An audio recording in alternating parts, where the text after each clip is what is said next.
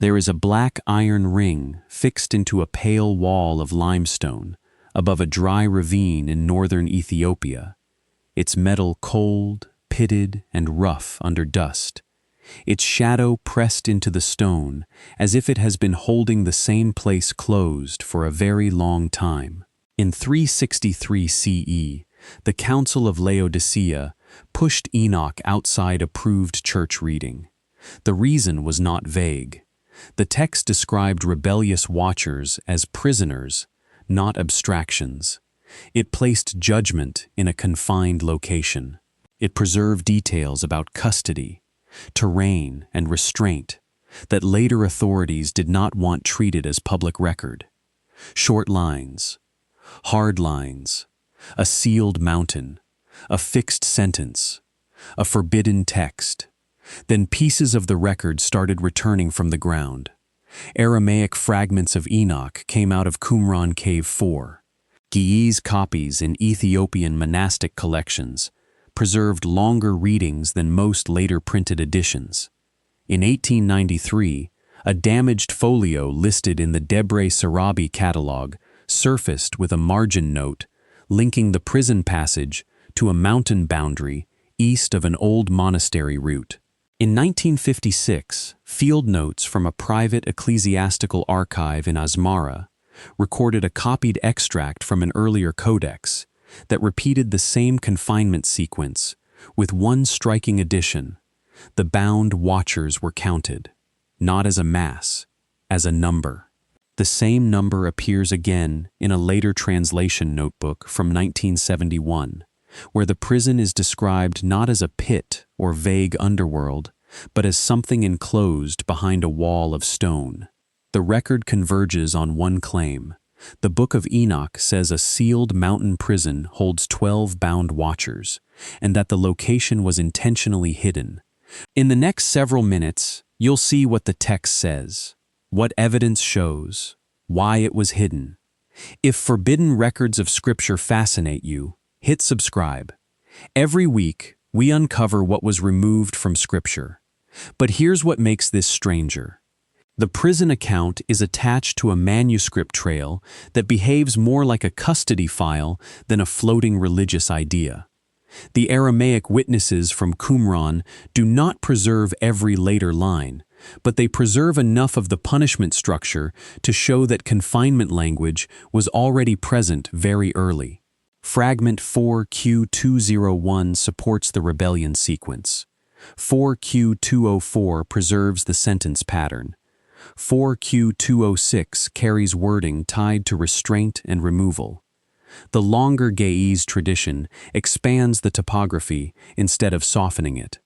That matters. In 1908, translator August Dillner's unpublished comparison notes marked one repeated term in Enoch 21 as closed stone face. In 1934, Sister Mahady Wolde's catalog of monastic readings in Tigray listed a prison passage beside a notation translating the site as the mountain that shuts in.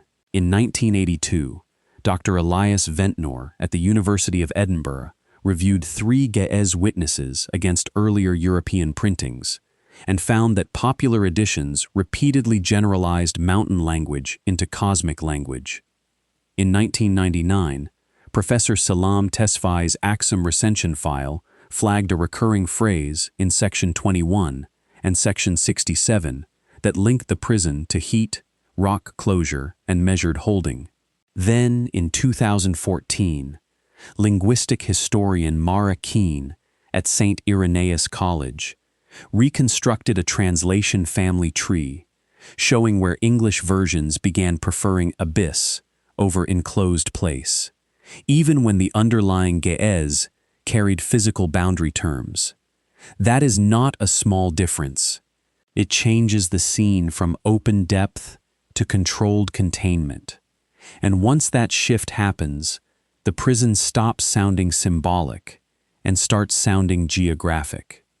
And this is where it gets disturbing. What we're looking at breaks into 5 parts. Part 1 is the offense record. Enoch 6:1-8 gives the descent of the watchers, the oath they swear together, and the breach that triggers judgment. The sequence is direct. They agree, they descend, they act. The text names leaders, records consent, and establishes shared liability.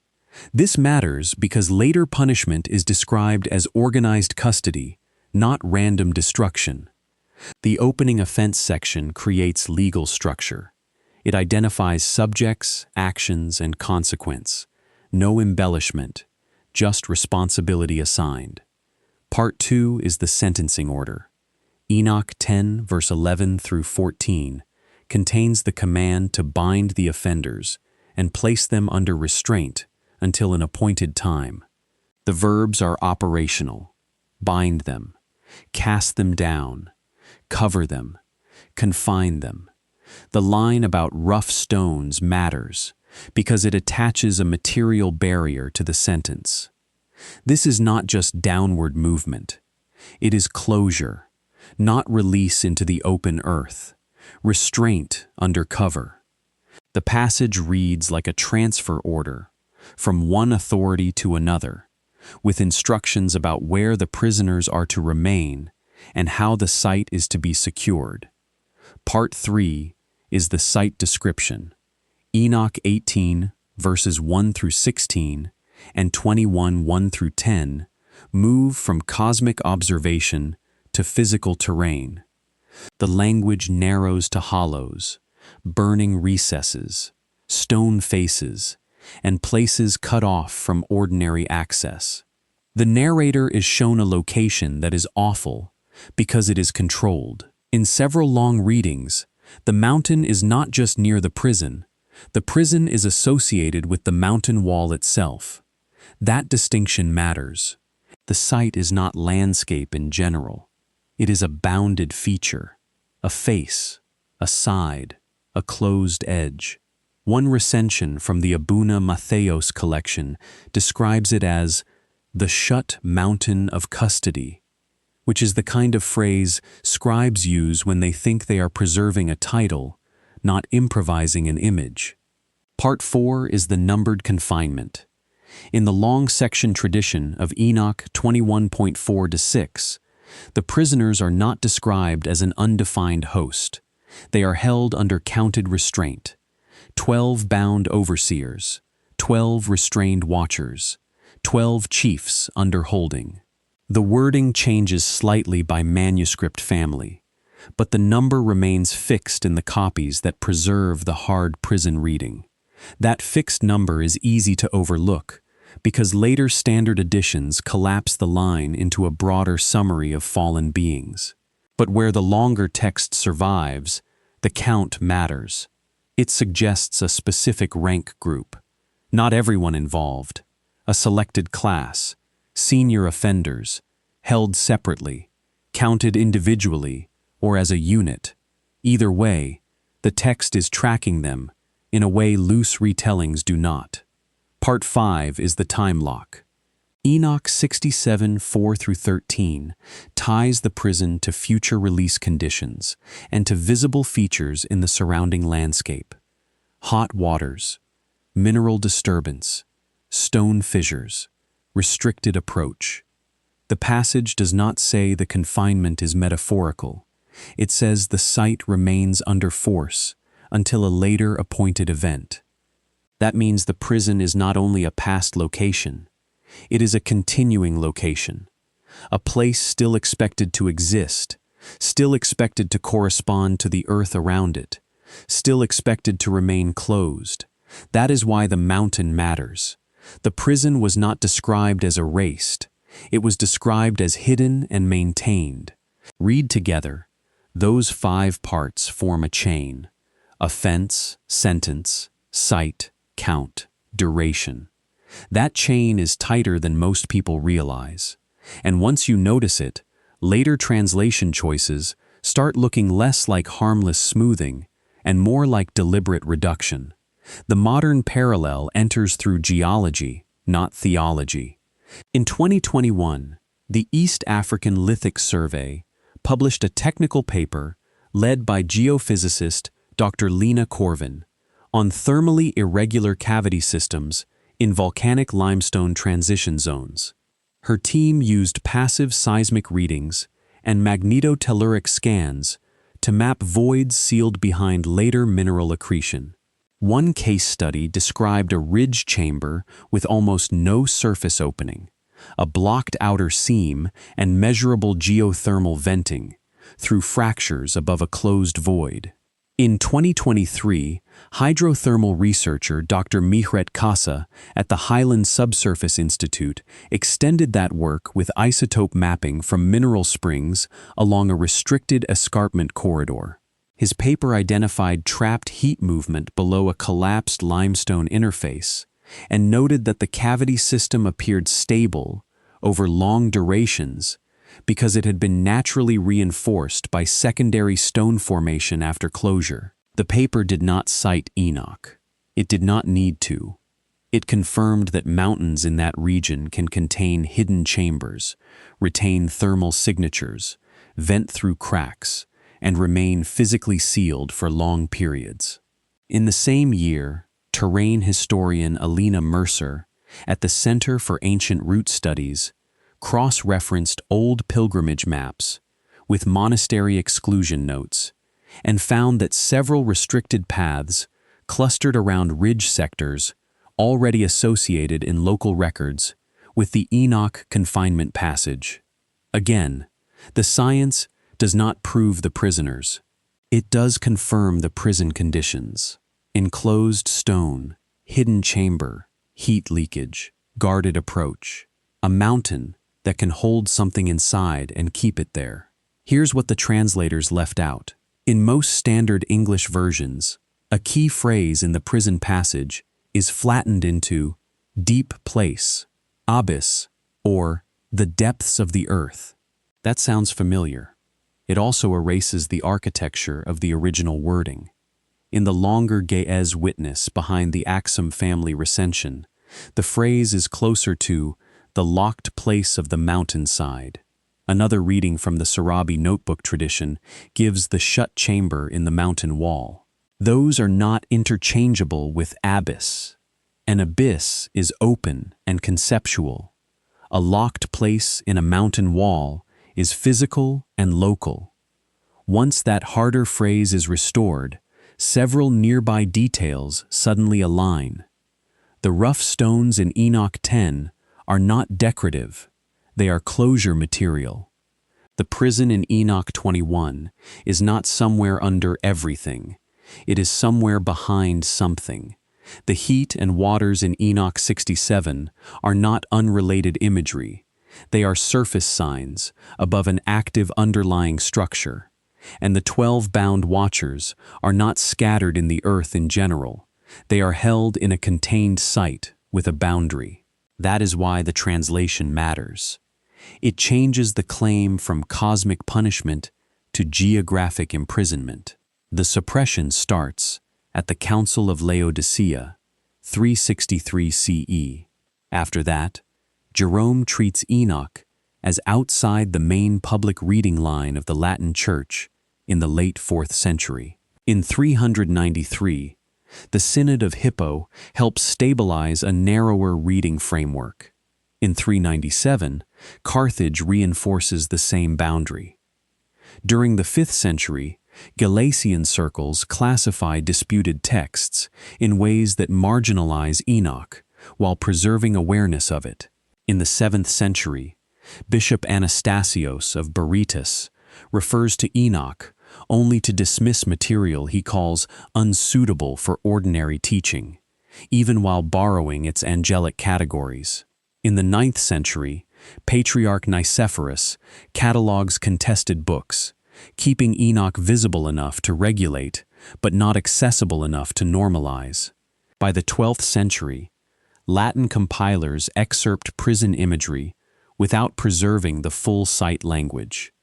In 1487, the Verona Digest of disputed scriptural materials reduces the confinement account to a sentence about fallen spirits held beneath the earth, dropping mountain references entirely.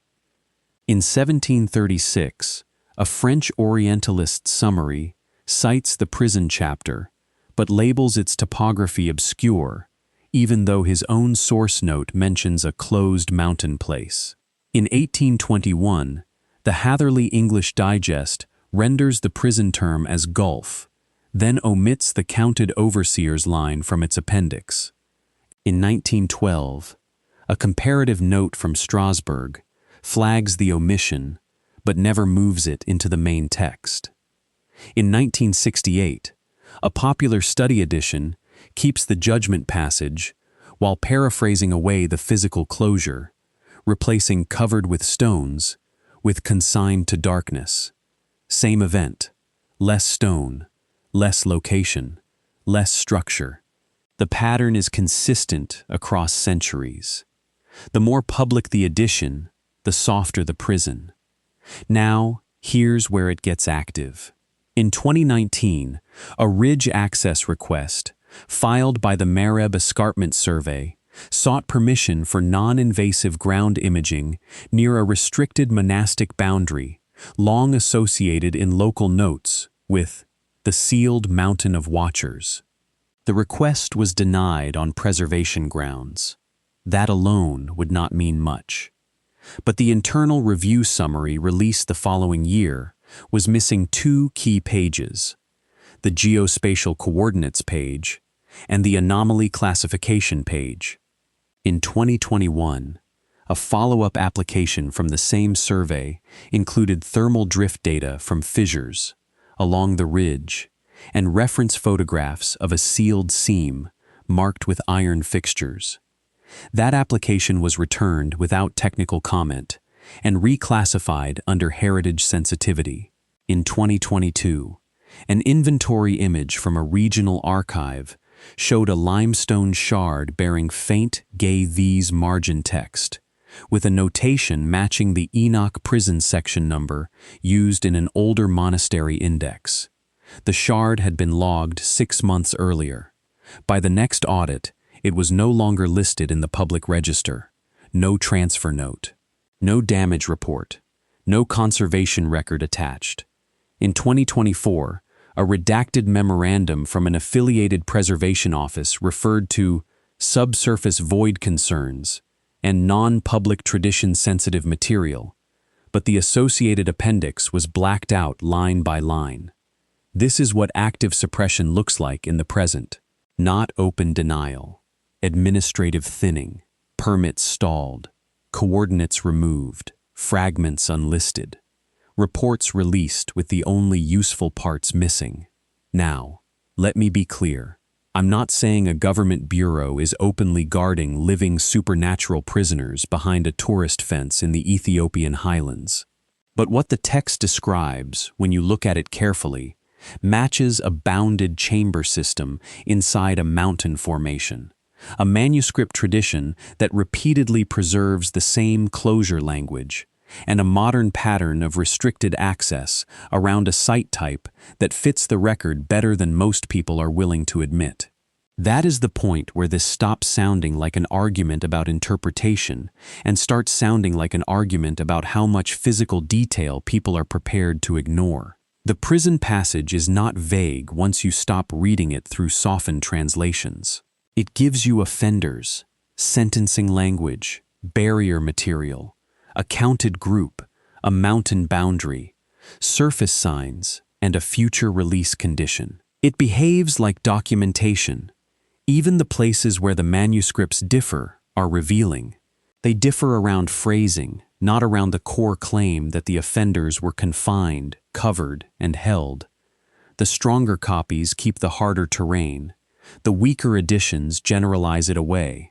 And the historical handling of the text follows the same pattern. Keep the rebellion. Keep the judgment. Remove the map. You can see why. A text about rebellious heavenly beings judged by God can be preached. A text that also claims those beings were locked in a physical mountain site that remains closed until a later appointed moment is harder to absorb. That raises questions about place, custody, visibility, and history. It invites searching. It invites surveying. It invites comparison between manuscript lines and terrain. Institutions are usually comfortable with abstract doctrine.